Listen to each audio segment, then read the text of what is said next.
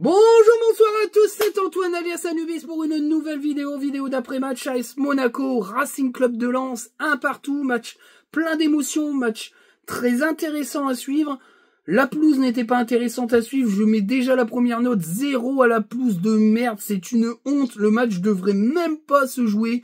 Quand il y a de la flotte ou trop de neige et qu'on peut pas jouer, que le stade et la pelouse est impraticable, on remet le match, ça aurait dû être fait. Moi je suis désolé, quand on peint en vert pour cacher la misère et qu'on joue sur du sable, c'est une honte. Il y a une blessure, il devrait y avoir du dédommagement de Monaco envers le Racing Club de Lens, voire même des points en moins, des pénalités. C'est une honte cette pelouse et on devrait plus jouer sur le stade de Monaco tant que la pelouse n'est pas changée. Moi je suis désolé, c'est une honte. Entre ces pelouses-là et les pelouses corses, c'est honteux. Honteux, c'est une honte, c'est le premier coup de gueule. Deuxième note, moi je la mets tout de suite, c'est cette réaction de l'équipe dans son ensemble et de style dans son coaching. Après la claque reçue par l'élimination, voilà, c'est fait, maintenant faut la digérer et partir à l'assaut du championnat. J'ai mis la note de 9, c'est excellent cette réaction, ça fait du bien d'avoir évacué cette frustration d'élimination en Europe. Tant pis, ça arrive, hein, même si y avait de la colère et de la déception.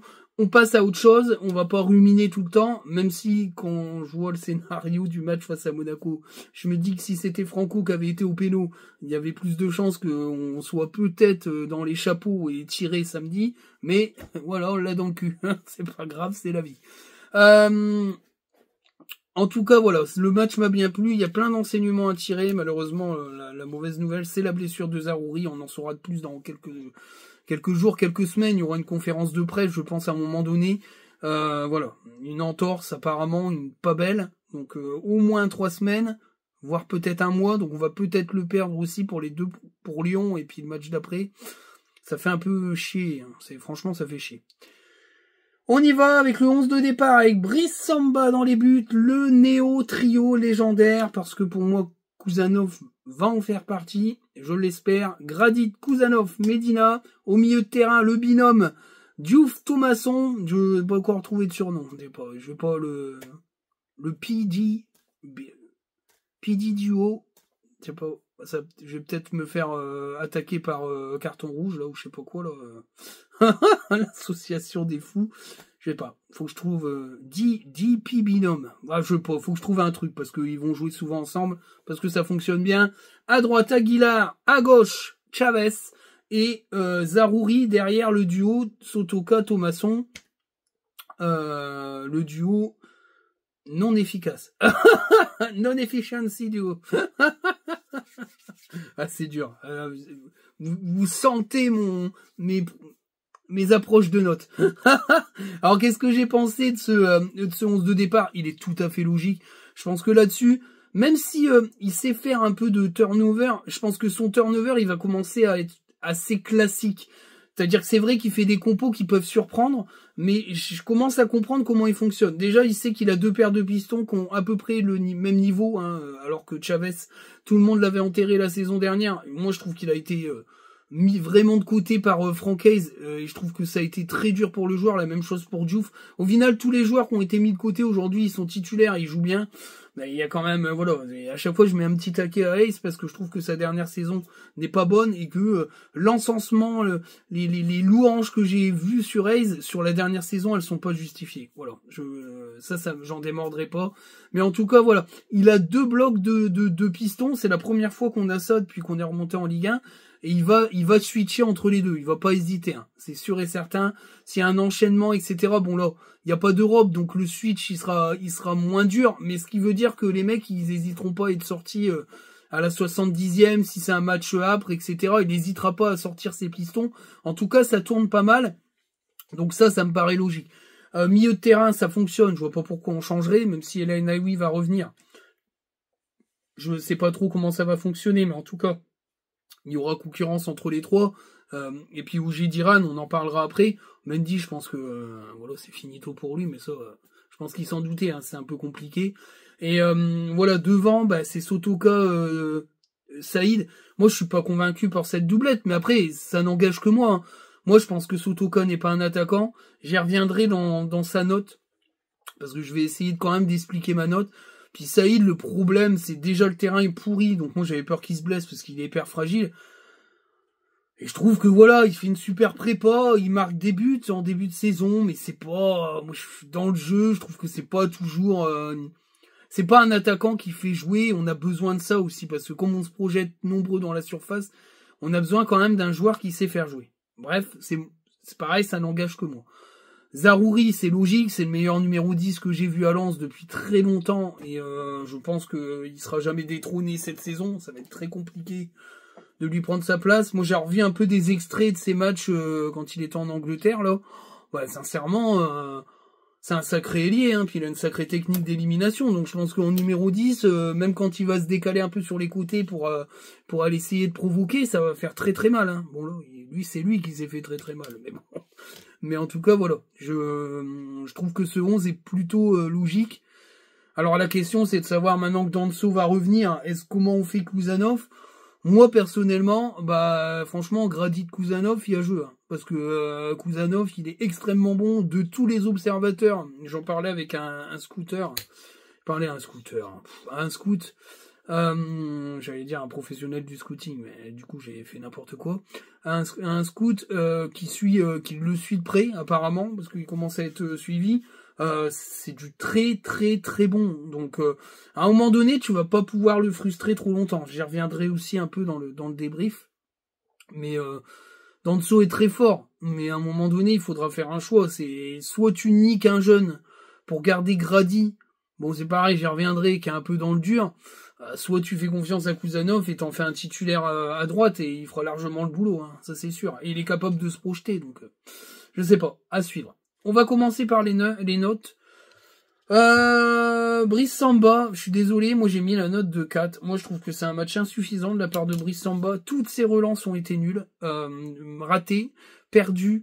On a pris la pression inutilement sur des relances mauvaises, même si le pressing monégasque était là, il y avait quand même mieux à faire dans les relances. Bon, sur le but, il peut pas faire grand chose, la tête elle est belle, il y a une erreur un peu de marquage de Diouf, qui perd un peu de vue Zakaria, mais je trouve que c'est insuffisant, voilà. C'est pas moyen parce que je trouve que les relances ont toutes été ratées, voilà. Donc c'est pas un super match dans la relance de Brice Samba, et sur un match où il a pas forcément eu beaucoup de choses à faire, je trouve, grâce à Balogun, il a pêché dans ce qui fait une partie de son niveau, c'est-à-dire la capacité de jouer au pied et de servir de quatrième relanceur. Il n'a pas été bon. Donc j'ai mis la note de 4.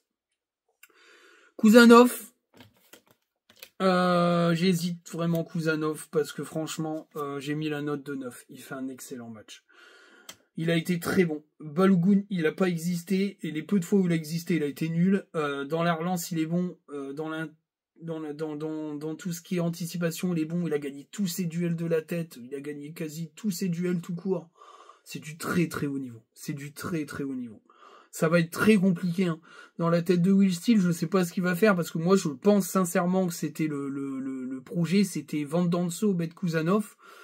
Danso va pas partir, t'en fais quoi de Danso? Est-ce que tu dis à Kouzanov, Danso partira cet hiver, tu vas le suppléer, ou est-ce que tu décales Kouzanov sur la droite? Il peut jouer à tous les postes, hein, tout simplement. Et je me dis, voilà, que c'est quand même assez compliqué. C'est assez compliqué, quoi, parce que la question qu'on se pose, c'est qu'est-ce qu'on fait, quoi? Qu'est-ce qu'on fait à un moment donné de ça, et comment on gère le truc? Et j'ai trouvé que Grady était quand même assez dans le dur. Il est pas dans la pente ascendante, loin de là. Moi, je trouve qu'il est moins bon, même s'il assure ses matchs. Je trouve que je sais pas. Faut qu'il fasse attention. Voilà. Faut qu'il fasse attention parce que je trouve que Kouzanov, il est au-dessus. Donc, à un moment donné, je pense que Will Steele, il va devoir faire un choix. Le problème, c'est la puissance de Grady et de Sotoka dans ce vestiaire. C'est très très fort. À moins qu'il y ait des nouveaux leaders qui émergent de cette équipe, comme Zaroury, peut-être un des attaquants qui va montrer des choses. Il va y avoir des joueurs qui vont émerger et prendre du pouvoir dans l'équipe. J'en pense à en particulier parce que sur une action, on voit quand même l'impact qu'il peut avoir. On en parlera plus tard. Mais sincèrement, ça va être très compliqué. Je pense que c'est un caillou dans la chaussure de Will Steele, dans la gestion, hein, le non-transfert de Danso, puis c'est un problème financier aussi. C'est pas un problème sportif, parce que Danso est un très bon défenseur, mais tu fais quoi de Kuzanov? Et puis après, tu peux le perdre, hein. Puis les agents, ils peuvent dire, nous, on se barre, hein. C'est bon, il devait jouer, maintenant, vous vous démerdez, il joue. C'est compliqué, après, tu peux te mettre mal avec le joueur et les agents, vous connaissez le foot moderne. Voilà. Pour moi, c'est difficile de ressortir Danso du 11 de départ, hein, vu le début de saison qu'il fait. Compliqué, hein. Bon, après, là, s'il rejoue pas tout de suite, Kuzanov, il va revenir. Mais, compliqué, quoi. Puis psychologiquement, le joueur, il doit être vachement atteint. Et il a dit qu'il voulait partir, hein. Il a dit qu'il voulait partir à sa direction d'en dessous. Donc, il va pas rester. Je pense qu'ils vont essayer de le vendre cet hiver. Peut-être même El Ainaoui, d'ailleurs. Mais c'est compliqué, ouais. C'est compliqué à gérer. J'ai mis la note de 6 à Grady, match correct. Je trouve que le début de la première mi-temps, il est pas bon. Il fait une faute grossière. Je suis désolé, il prend carton jaune, c'est mérité. S'il fait pas faute là d'anti-jeu, Balogun il se retourne, il a une occasion de but. Il a de la chance, c'est qu'il n'est pas tout seul et qu'il y a des défenseurs qui peuvent encore intervenir. Il est tout seul, c'est carton rouge. Il est tout seul, c'est carton rouge parce qu'il file au but. Mais il a une grosse occasion, c'est une faute grossière. Il a pas besoin de faire cette faute-là. Il se fait avoir, derrière, ils peuvent encore couper. Derrière, je me suis dit, il refait une faute, je me suis dit, putain, il va pas finir le match, il démarrait très mal. Et puis au fur et à mesure, il a commencé à un petit peu évacuer ça. Et il fait une meilleure... La fin de la première mi-temps est plutôt bonne. Et puis après, il fait une meilleure deuxième mi-temps. Mais ça reste un ensemble correct parce que le début du match, il se met en difficulté. C'est Monaco, enfin, c'est pas Angers. Hein, donc, tu prends un carton jaune, tu peux plus défendre comme tu veux. Tu peux plus faire une faute grossière en fin de match pour couper une action. Enfin, c'est compliqué, quoi. Donc, je trouve que c'est quand même dommage d'être... Il est fort nerveux, je trouve. Et quand t'es nerveux, c'est que t'es pas forcément bien psychologiquement. Moi, je pense qu'il est dans le dur. Voilà. De toute façon, après, le terrain s'y prêtait pas, mais je trouve qu'il fait quasi plus la perceuse. Même l'année dernière, il l'a très peu fait. Je pense que physiquement, il est plus en état de faire ces perceuses-là. Il est plus dans un rôle de défenseur type. Après, il est capable de se projeter encore, mais il le fait très très peu. Il le fait beaucoup moins que les 2 premières saisons. Donc, c'est compliqué, quoi. Parce que dans le jeu de Francaise, il se projetait avec Jonathan Klaus, et il y avait un des milieux de terrain qui venait couper le couloir, et qui permettait, dans cette stratégie-là, de compenser en cas de contre-attaque. Mais là, il le fait quasi plus, hein, donc parce que physiquement, je pense qu'il est plus dans la gève de le faire. Medina, bah j'ai mis la note de 7. Moi je l'ai trouvé calme, mieux, peut-être il a digéré son carton rouge. Il fait pas un match exceptionnel, mirobolant, il s'est pas projeté des masses, mais bon, le terrain s'y prêtait pas du tout. Donc moi je trouve que le match est bon, il a pas fait d'erreur particulière, il a pas fait de faute à la Medina, et il s'est plutôt bien tenu et le match est d'une très bonne facture, il a bien tenu son côté gauche, il y a rien à dire là-dessus. Aguilar, j'ai mis la note de 6, match correct, il n'a pas été très transcendant devant, mais il n'a pas été aidé non plus par le terrain, et puis il y avait quand même en face un joueur qui l'embêtait un peu et qui l'empêchait de trop monter, mais en tout cas défensivement il a été plutôt bon, ça reste une prestation correcte. Chavez, j'hésite Chavez, parce que j'ai revu le match, Thésée l'empêchait de monter. Après, je trouve que des fois, il perdait un peu le ballon, il était un peu en retard. Je mets la note de 5. C'est un match moyen. Après, ça peut arriver de pas être forcément à la hauteur, mais il n'était pas aidé non plus par le terrain. Il sort à la 84e, et je pense qu'il était un peu fatigué aussi, Chavez. Mais en tout cas, voilà, ça reste moyen parce que je trouve qu'il y a eu quelques pertes de balles. Quelques ballons mal donnés, quelques petites erreurs, plus qu'Aguilar en tout cas. Donc moi, je compare toujours avec celui de l'autre côté. C'est un peu moins bon qu'Aguilar, match moyen de la part de Chavez. Au milieu de terrain, très bon match de Thomasson. Je trouve que il a encore été une fois au four et au moulin. Il a fait très peu d'erreurs. Les ballons, tous étaient bien. Je pense qu'il s'épanouit dans ce poste-là. Où il a moins de responsabilités offensives et où il est moins enclin à se projeter. Maintenant, même s'il fait un très bon match, le milieu de terrain a quand même souffert d'un excellent milieu de terrain monégasque. Où Mawassa a été plutôt bon, Mawissa, enfin je sais plus comment on dit. Il a été plutôt bon, reconduit dans ce milieu de terrain là. Après il y a de la matière à Monaco, hein, il y a un gros effectif. Hein. Donc c'est vrai que c'était C'était assez compliqué sur certains moments, mais dans l'ensemble, la prestation est très bonne. Je trouve qu'il a plutôt bien tenu. Il a évité de trop se projeter, et je trouve que il continue sur sa lancée de faire un bon début, voire même très bon début de saison. C'est bien. Tant mieux pour nous et tant mieux pour lui. Je pense que psychologiquement, ça doit lui faire du bien. 7 à Diouf, je trouve qu'il fait un bon match. Diouf, il est resté sur le terrain jusqu'à la fin. Je trouve qu'il a fait un bon match défensif et offensivement, il a essayé de se projeter. Il n'a pas été aidé parce que devant, ils ont été très fantomatiques, en tout cas en première mi-temps. En deuxième, il a eu un petit peu plus de travail défensif, mais en tout cas, l'ensemble est plutôt bon. C'est pareil, hein, moi je trouve qu'il fait une bonne saison, un bon début de saison, Diouf, et il a la totale confiance en Will Steele et il en fait son titulaire indiscutable au milieu.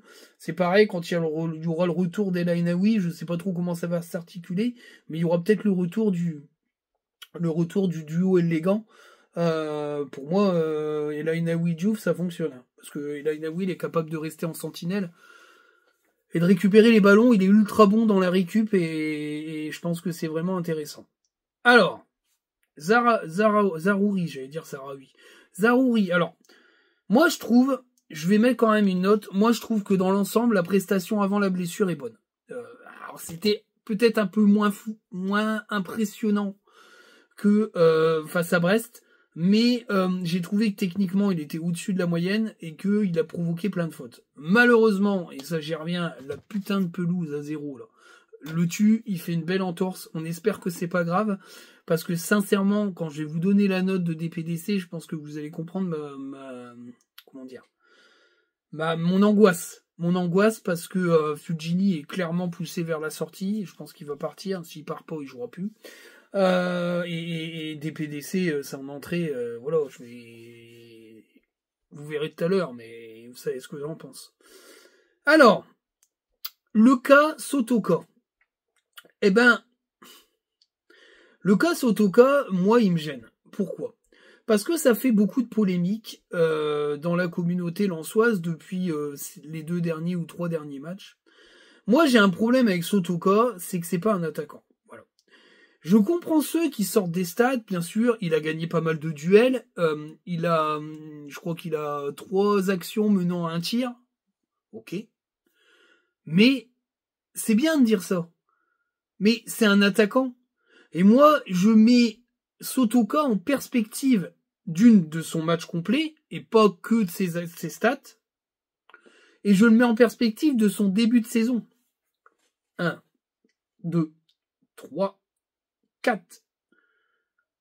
4 tirs en face à face, 0 but.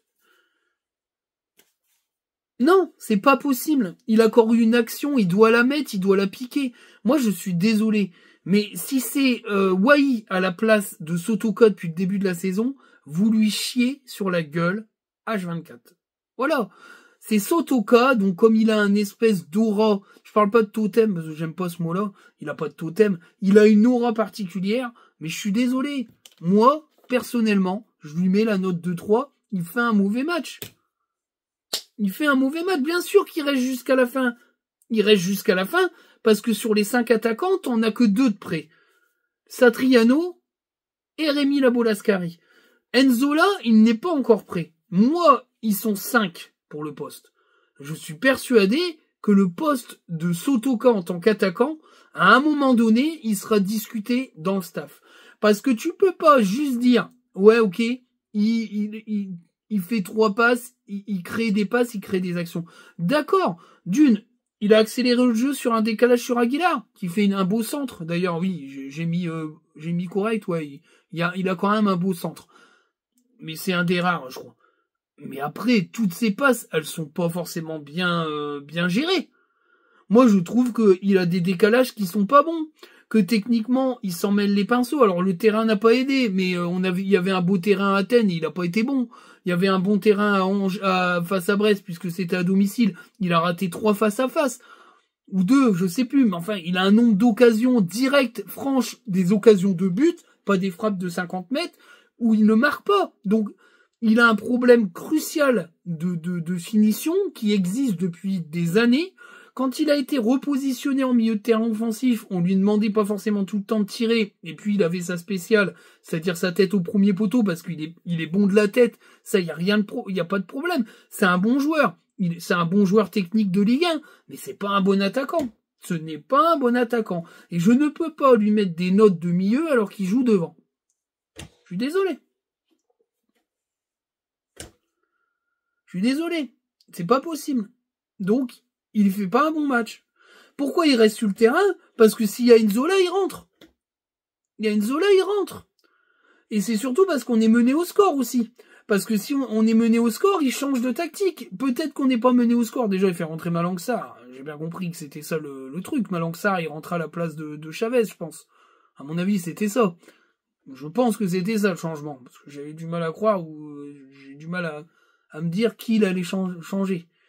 Mais sincèrement, c'est compliqué, quoi. Je suis obligé d'y mettre cette note-là. Parce que je considère, moi, que il fait pas un bon match et que offensivement, il ne remplit pas les critères. Bien sûr qu'il est intéressant dans le jeu, qu'il est techniquement bon, il est capable de donner des bonnes passes, il a une bonne vista, je dis pas le contraire. Mais dans ces cas-là, faut qu'il joue au milieu de terrain. Pour moi, la meilleure solution, c'est, il n'y a pas 5 attaquants, il y en a que 4, et tu redescends Sotoka en vendant Fulgini. Et t'as Sotoka, Zaroury et DPDC au milieu de terrain. Moi, je suis persuadé que en milieu de terrain offensif, je lui mets des bonnes notes. J'en suis sûr. Mais là, non, c'est pas possible. Wesley Saïd, je mets la note de 3, il fait un mauvais match. Il sort à la mi-temps.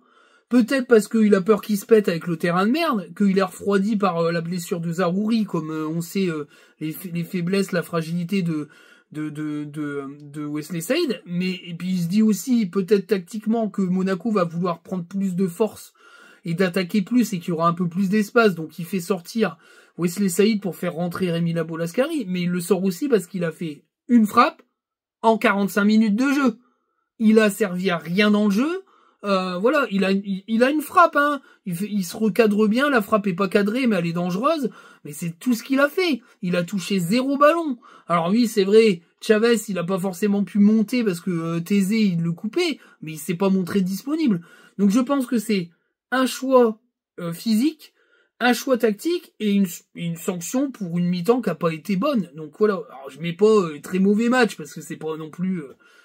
il a pas non plus fait n'importe quoi, mais il a pas fait grand chose. Donc je mets la même note qu'à Sotoka. Ils font un mauvais match tous les deux devant, c'est sûr. Les remplaçants, on va commencer par le must du must. Catastrophique, l'entrée de DPDC. Il rentre après la blessure de Zaroury. T'as plus de milieu de terrain offensif. Voilà, comme ça c'était réglé. 0, il ne l'a servi à rien. Techniquement, il est pas bon. Il s'est pas orienté le ballon. Il a été en difficulté toute la seconde mi-temps où il a servi strictement à rien. Même dans la défense, il a jamais récupéré un seul ballon. Catastrophique. Je suis désolé, mais moi, alors j'entends hein, sur Twitter, ah ouais, Anubis, c'est une merde, il est nul, il veut vendre DPDC, garder Fulgini. Mais moi, je suis désolé. Moi, je juge pas toujours les joueurs sur de la globalité, je les juge aussi en micro. Et en micro, Fulgini, il fait une bonne prépa. DPDC, il en a pas fait de prépa. Fulgini, il a pas été si dégueu que ça dans ce qu'il a montré en début de championnat. DPDC, on l'a pas vu parce qu'il est à moitié en carton. Ben moi, je suis désolé. Je préfère garder Fulgini et le vendre à l'hiver et puis racheter un 10 que de garder DPDC qui vient de nous faire un match catastrophique et qui aujourd'hui n'a aucune cote. De toute façon, ils attendaient une offre, hein, je l'ai dit sur Twitter. Les infos, c'est que Fulgini, il est sur le départ, qu'il n'y a pas que lui, il y a plusieurs joueurs, je sais pas qui, qu'on a poussé vers la sortie. Alors, je pense que plusieurs, c'est 2, peut-être 3 avec des PDC, mais en tout cas Fulgini, peut-être Mendy, c'est même sûr, parce que vu comment ça a été coaché, Mendy, je pense qu'il est mort. Voilà, mais je pense sincèrement que DPDC avait plus de cotes que Fulgini, et il vaut mieux de vendre DPDC 7 millions que de prêter Fulgini en pré-sec, parce qu'il y a personne qui veut mettre des ronds dessus. Voilà, c'est ça que je veux dire. Mais c'est sûr que DPDC, il est plus jeune, donc il a plus de marge de progression que Fulgini, mais il a quand même, il a une sacrée marge, hein, parce que c'est pas Tété, hein. C'est pas Tété. Donc voilà, moi je suis assez embêté. Je suis assez embêté parce que au final, tu te retrouves dans une situation où c'est de la merde, quoi. C'est de la merde. C'est de la merde. Et comme c'est de la merde, vas-y mon gaillard. Pagaille, hein. Pagaille pour trouver la solution si Zaroury il est absent plus de 3 semaines. Des PDC en 10 derrière des attaquants, c'est de la merde. Moi, je suis désolé, je vous le dis. Il est pas bon. Il est pas bon. Voilà. On a été enfumé par son mois de Cannes, où libéré de la mauvaise emprise de Samed, il a revécu. Moi, je suis désolé, il a une espèce de plafond. Il a une espèce de plafond de verre. Mais moi, je pense qu'il le franchira pas chez nous. C'est catastrophique. Le match est cata. Dans un système où tu as un milieu de terrain offensif qui est le relais de tes attaquants, si le milieu de terrain offensif, c'est Fantomas, tu peux pas avoir d'action de jeu. Voilà. Je te le dis. On a eu un de milieu de terrain offensif qui a donné des bons ballons. Il fait une très bonne rentrée. C'est OJ Diran. Oh la vache. Oh la vache. Alors lui, je le voyais pas comme ça. Je me suis dit, c'est qu'ils ont été pêchés, ce gaillard-là. Il met des boîtes, c'est sûr que lui, il va à la boîte. De toute façon, il est arrivé, il a mis une boîte à Minamino, au bout de 30 secondes. Allez, Minamino, je te coupe en deux, c'est moi le patron. Mais après, ça rigolait plus. Hein.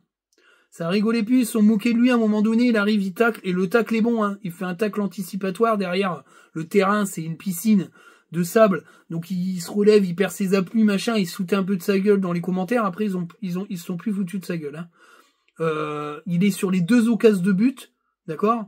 Au milieu de terrain, il est pas là pour faire enfiler des perles. Il a récupéré au moins 2 ou 3 ballons. Il a gagné tous ses duels, quasi. Impressionnant. Une vitesse et une maturité pour un mec de 20 ans. Il a que 20 ans, j'ai dit Ran. Hein. Une maturité. Moi, le gars, je l'ai vu sur l'action de but de la Bolascari. Il lui dit, vas-y, hein. Vas-y, je vais te la mettre. Je me dis, putain, c'est osé quand même, parce que le défenseur, il le colle. Eh ben, il lui a mis pile poil dans le tempo, et il y a but derrière. Et sur l'occasion de Sotoka, c'est lui qui met la tête, il lance Sotoka, qui bien sûr se foire. C'est dommage, parce qu'il est sur 3 actions de but, lui, hein. 3 actions de but nettes, hein. Parce que le penalty, c'est sa frappe. Moi, je suis désolé, il fait une très bonne entrée. Et je pense que là, Mendy s'est dit, hop, moi, c'est fini. Je jouerai plus. Ah, impressionnant, hein. Il est à Monaco, hein. Il en a rien à foutre, hein. Il a dit, moi, je suis là, je vais vous montrer, moi, comment on fait. Et puis, voilà, puis les mecs s'y trompent pas, ils sont venus le chercher, l'enlacer, le mec, il a une espèce d'aura. Alors après, jurisprudence Samed, on va voir un peu, mais ça a pas la même gueule, hein. C'est un Mendy dans l'intensité des actions de l'impact. Il y a du Mendy, parce que Mendy, il met beaucoup d'intensité dans ses inters. Mais techniquement, c'est supérieur à Mendy. Hein. Moi, je le dis. Hein. Puis ça a une fougue. Hein. Ça va vite. Impressionné. Comme ça, gamin. Excellente entrée de Rémi Labolascari. Moi, je vous le dis, il aurait mérité son but. On va y revenir. Il y a main. La règle est stupide. Maintenant, il n'y a pas de mafia. Il y a main. Et la main n'est pas sanctionnable dans un autre contexte. Moi, j'ai écouté ce qu'a dit Delageau. Il applique le règlement. Il y a main, dans la foulée, il y a but. Eh ben, il n'y a pas but. Voilà, c'est débile. Je pense qu'à un moment donné, il faudrait juger l'intentionnalité ou pas de la main, l'action ou pas de la main. Est-ce que la main est faite dans un déséquilibre? Est-ce que ça touche une partie du corps avant de toucher la main? Est-ce que dans ces cas-là, il peut pas enlever sa main? Est-ce qu'on va... Le problème, c'est qu'on rajoute des exceptions à la règle. C'est très compliqué. Maintenant, comme l'explique Rémi, le but, parce que tout le monde parle du fameux but de Brest, il n'aurait jamais dû être validé, puisque dans la foulée, il y a but. L'immédiateté, c'est la passe décisive, il participe tout de suite au but. Donc il y a une erreur d'arbitrage face à Brest, il n'y aurait pas dû avoir but. Mais, voilà, mais il va marquer. Il fait une entrée de très haut niveau. Il a pris la profondeur, il aura fait mal, il va très très vite. Et c'est un profil qu'on n'avait pas. De prise de profondeur extrêmement rapide, un peu à la Cali, mais peut-être plus rapide encore. Il les a fait souffrir derrière. Et vraiment souffrir. Et moi j'ai peur pour Monaco en Ligue des Champions parce que des mobilettes, il y en a plein hein, dans toutes les grosses équipes. Ça va faire très mal hein, s'ils savent pas défendre là-dessus. Même sur un terrain de merde, il aura foutu des branlées en vitesse. Il a fait beaucoup de bien et c'est vraiment une option crédible pour la saison. Et il va mettre des buts, j'en suis persuadé. Excellent. Frankowski, moi je mets la note de 7, il fait une bonne entrée. Défensivement, il était bon, puis lui, il met le penalty. Alors le gros regret, c'est ça, et après j'en parlerai plus de l'Europe. Si c'était lui qui tirait le penalty, il y aurait eu but à 90%. Voilà. Mais en tout cas, il a fait l'entrée, il a fait ce qu'il avait à faire. Ce qui est bien, c'est que ça a été très vite switché. Il n'a pas cherché à comprendre, c'est Francky qui tire les pénaux maintenant. Voilà. Après, Sotoka, il va falloir qu'il se refasse confiance devant le but, mais bon. Ça fait peur. Thomasson a été donc au Gédiran, je l'ai dit, Franco, et puis après Martin Satriano, moi je mets la note de 6, je fais une entrée correcte, le jeune Uruguayen. Il a une tête de vieux briscard, il a que 23 ans, c'est encore un jeune joueur. Il a une belle tête, où il la reprend en redescendant. Moi je trouve que déjà il s'est montré offensivement. Moi j'attends de voir, mais déjà, alors tous ceux qui le comparent à Sotoka, moi je suis désolé, pour moi c'est un attaquant vraiment avec un style attaquant. C'est pas du tout le même genre que Sotoka. Pour moi, je trouve que la comparaison, elle est un peu dans l'histoire du mec Besogno. Oui, il est pas avare de pressing, il est pas avare de course, mais c'est un pur attaquant. Et on va le voir. Et je pense que bien servi, il peut faire très mal. Et je trouve que, en tout cas, son entrée était correcte et était plutôt bien menée. J'ai fait le tour, je pense. J'ai fait le tour de tout le monde. On va débriefer donc ce match. La première mi-temps, je la trouve plutôt bien gérée, même si on est dominé au milieu de terrain. Le milieu de terrain était bon, mais le milieu de terrain monégasque était peut-être plus impactant. Ils ont eu des occasions. Faut quand même dire que ce match nul est logique pour moi, parce que s'il n'y a pas Balogun devant, je pense qu'il mène au score, parce qu'il a loupé un nombre incalculable d'occasions. Paradoxalement, nous, on a eu les occasions les plus dangereuses, avec le tir sur le poteau. Alors j'en ai pas parlé, c'est vrai. Thomasson tire sur le poteau, c'est une très jolie passe de Sotoka, non, c'est ça. C'est Sotoka qui met la passe, je ne sais plus. Je sais plus qui c'est qui donne le ballon. Je pense que ça doit être Sotoka. Voilà, oui. Mais ça, pour moi, c'est dans un rôle de milieu. J'ai pas dit qu'il avait mal joué, qu'il savait pas faire des passes. J'ai dit qu'il était pas assez performant en attaque, pas assez réaliste. Maintenant, il fait une belle passe, c'est vrai. J'y pensais plus. J'en ai pas parlé parce que j'y pensais plus à cette action-là. Il y a poteau. Par contre, Saïd, c'est pareil, je mets 3. Il doit bien mieux faire, parce que la passe, il est très intelligent, Thomasson. Il récupère le ballon, derrière, il passe direct. Il doit mieux faire. Il doit pas essayer de je sais pas quoi, de changer de pied pour frapper, Il prend trop de temps. Le ballon arrive trop vite. Il faut qu'il frappe en première attention. Il doit mieux faire, Saïd, là-dessus. Il s'est loupé. Alors, est-ce que ce loupé-là a énervé Steele et qu'il a sorti Saïd? C'est possible aussi. Mais il fait pas un bon match. Et cette grosse occasion, paradoxalement, on a des occasions. Voilà. On a des occasions, on est dangereux. Mais je trouve qu'on est assez dominé. En seconde période, on perd Zaroury, on perd un élément offensif important. DPDC n'est pas à la hauteur du tout, il est catastrophique. Et je trouve qu'on commence à reculer. Pourquoi on commence à reculer? Parce que je pense que c'est une strate de style. Il y a un mec qui s'appelle Rémi Labolascari capable de prendre la profondeur. Il s'est dit on peut peut-être les attendre un peu plus, on a un petit peu plus subi. Mais dans le même temps, Labolascari a servi de rampe de lancement et a mis à mal le projet monégasque. Dans la foulée, tu fais rentrer Frankowski et Oger Diran qui redynamise un petit peu tout ça. Surtout Oger Diran qui au milieu de terrain refait la loi et remet un coup de pression en prenant vraiment bien le poste de Thomasson et en partant vers l'avant. Il est à l'occasion des 3 grosses actions. Le loupé de Sotoka, le but refusé et le péno. Donc le coaching est très bon. Très bon match de Will Steele, les coachings sont très bons. Parce qu'ils ont réussi à inverser une tendance, voire même à l'améliorer. Donc pour moi, le coaching est très bon, il a fait des très bons choix. Voilà. Il a fait même un choix offensif qu'il a réadapté et qu'il a réussi à remettre l'équipe dans le bon rail. Bon. Alors, on les a en contre et on marque le but qui est refusé. Dans la foulée, c'est bien sûr la malédiction lensoise comme d'habitude. Dans la foulée, on se déconcentre et on prend but sur corner. Il y a un mauvais marquage, Zakaria se trouve seul, il est très bon de la tête, il met une superbe tête, il y a but. Bon, je me dis, putain, on est niqué. C'est corps parti, on perd Zaroury, on va perdre 1-0 alors que on a les meilleures occasions. J'ai pas dit on dominait Monaco, on a les meilleures occasions. On est corps puni, c'est comme ça, c'est les jeux du foot, ils aiment bien nous chier sur la tronche. Mais il se démonte pas. Il fait rentrer Satriano à la place de Chavez alors qu'il allait faire rentrer Malangsar.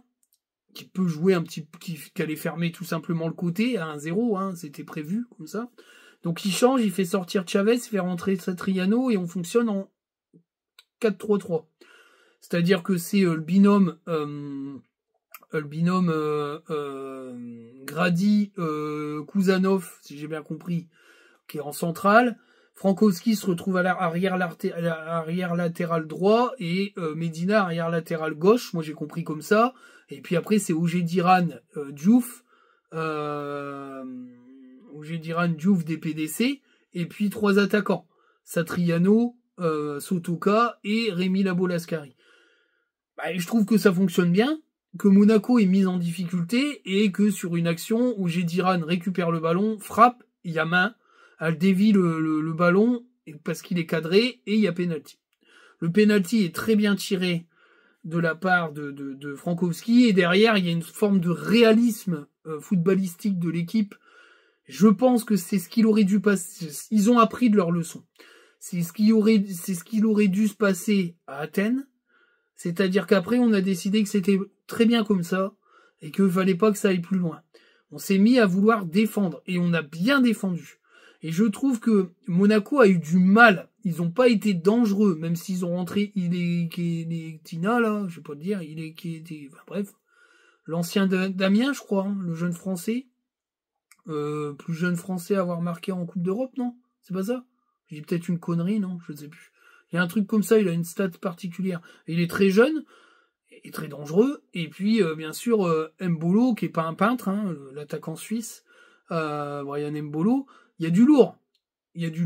Alors, on n'a pas eu un grand Minamino, mais enfin, vu le terrain, tu peux pas avoir un grand quoi que ce soit. Golovin rentre. Enfin, il a envoyé les Avengers, quoi. Donc, on a bien tenu. Défensivement, au milieu de terrain, on est costaud. C'est devant que ça pêche. Et c'est devant qu'il va devoir trouver les solutions pour trouver une attaque qui est capable de marquer des buts. Et le duo Sotoka-Saïd, pour l'instant, moi, ça me plaît pas. Ça me plaît pas, et quand je vois les matchs de Rémi Labo-Lascari, mais après lui, c'est plus une prise de profondeur, donc est-ce qu'il démarre les matchs? Je sais pas.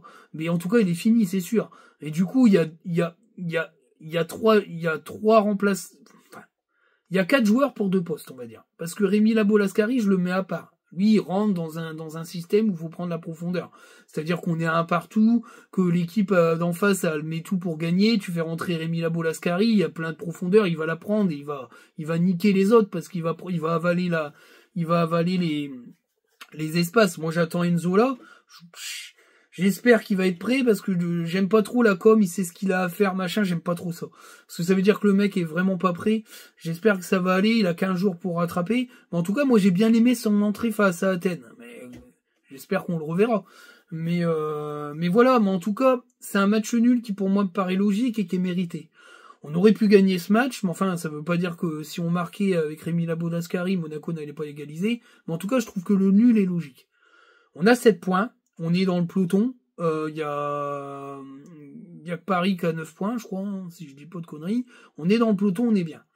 Moi, je trouve qu'on fait un bon début de saison. La trêve internationale permettra de remettre en forme au moins les joueurs qui sont pas trop au niveau préparation. Je parle de Martin Satriano et d'Enzola. Peut-être de récupérer Lainaoui. En tout cas, voilà, on a de quoi faire, on a de quoi gérer. Et je pense que dans 15 jours, on aura un groupe encore plus étoffé. Est-ce qu'on perdra des joueurs? Je pense que Fujini va partir, Mendy va partir. Il y aura déjà moins de joueurs un peu mis de côté. Le groupe sera un peu plus restreint et je trouve qu'il sera plutôt propre. Voilà. Moi, je parle de problème dans ce mercato. Je l'ai dit dans ma vidéo actuelle. Le problème du mercato, c'est que t'as pas vendu les grosses sommes et c'est embêtant financièrement. Sinon, le groupe en lui-même, il est propre. Donc voilà. Le prochain match, c'est Lyon à domicile. J'y serai avec un grand plaisir. Je crois que le match c'est dimanche. En attendant, je vais sûrement suivre les matchs de qualificatifs des Bleus. Peut-être que je vais faire des vidéos parce que comme il y a Olysée et compagnie, j'ai envie de voir un peu les gamins et puis de les juger. Et on verra ça. À savoir que Chevalier a pris logiquement la place de